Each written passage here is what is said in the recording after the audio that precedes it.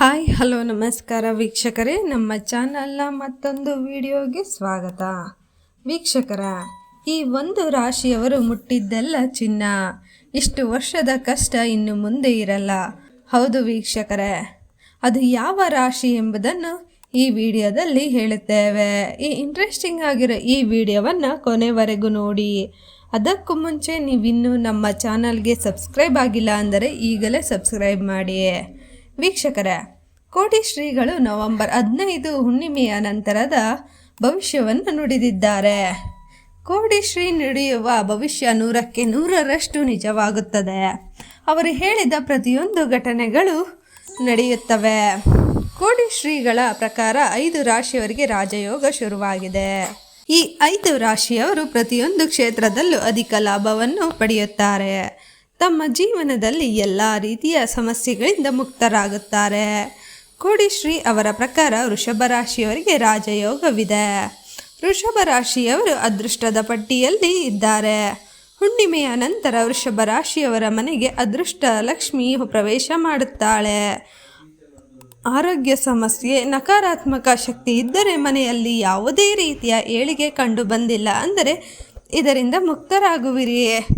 ಮನೆಯಲ್ಲಿ ಹಣ ತುಂಬಿರಲಿದೆ. ಆರ್ಥಿಕ ಜೀವನ ಅಚ್ಚರಿ ಮೂಡಿಸುವಂತೆ ಬದಲಾಗಲಿದೆ.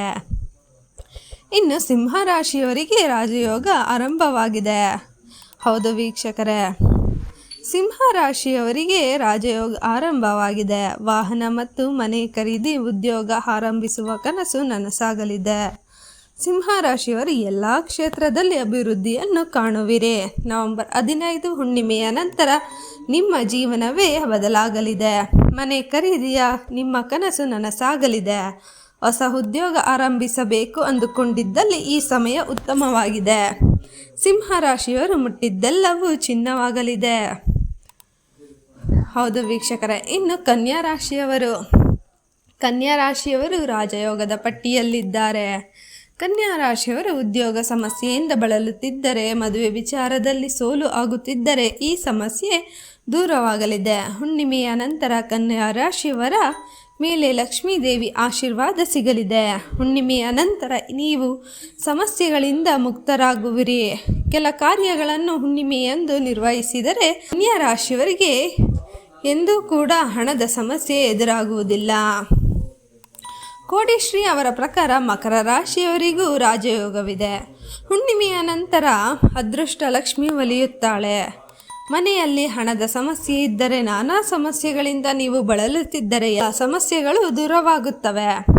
ಅದೃಷ್ಟದ ಪಟ್ಟಿಯಲ್ಲಿ ಮಕರ ರಾಶಿಯವರು ಇರುವುದರಿಂದ ಲಕ್ಷ್ಮೀದೇವಿ ಎಲ್ಲ ರೀತಿಯ ಸಮಸ್ಯೆಗಳನ್ನು ದೂರ ಮಾಡುತ್ತಾಳೆ.